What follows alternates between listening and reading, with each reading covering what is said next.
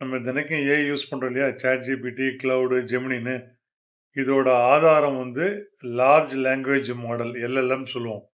ஆனா இந்த மாதிரி ஃப்ரான்டியர் மாடல் வந்து ட்ரெயின் பண்ணி நமக்கு வெளியில ரிலீஸ் பண்றதுக்கு எவ்வளோ மேசிவான ரிசோர்சஸ் தேவை தெரியுமா? தெரிஞ்சுக்கிறதுக்கு தொடர்ந்து இந்த வீடியோவை பாருங்க.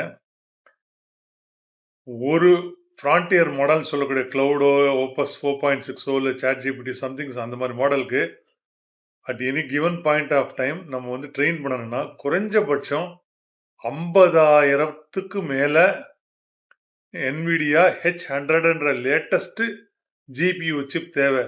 இது கிட்டத்தட்ட இந்த 50,000ன்றதே வந்து கிட்டத்தட்ட 1.5 to 2 பில்லியன் டாலர்ஸ் காஸ்ட் ஆகும். ஓகே, நான் வந்து இது ஒரு ரஃப் எஸ்டிமேட் தான். ஓகே, அதே மாதிரி இதை ஓட்டணும் இல்லையா? இதை ஓட்டணும், இதுக்கு டேட்டா சென்டர்ல போட்டு CPU கொடுக்கணும், நெட்வொர்க்கிங் கொடுக்கணும், ஸ்டோரேஜ் கொடுக்கணும், கூலிங் சிஸ்டம்ஸ் போடணும், எல்லா பெரிஃபரல்ஸும் செட் பண்ண இல்லையா?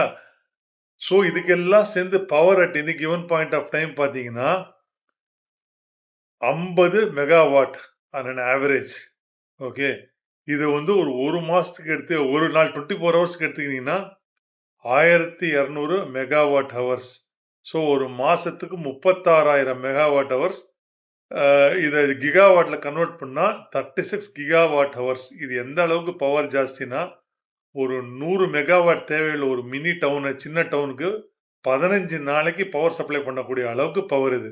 ஓகே, ஸோ இத்தனையும் போட்டு இவ்வளோ ஜிபியும் போட்டு இதுக்கு டேட்டாவும் உள்ள கொண்டு வந்து இறக்கி அதை வந்து மாசக்கணக்கில் ஓட்டி டெஸ்ட் பண்ணி அதுக்கப்புறம் தான் உங்க கையில் இன்னைக்கு இருக்கிற லேட்டஸ்ட் மாடல்லாம் வருது. அதனால அடுத்த வாட்டி ChatGPTயோ இல்லை எந்த மாடல் யூஸ் பண்ணும்போதும் தயவு செஞ்சு புரிஞ்சுக்கோங்க, இதுக்கு பின்னாடி எந்த அளவுக்கு மேசிவான இன்வெஸ்ட்மெண்ட் போயிருக்குன்றது.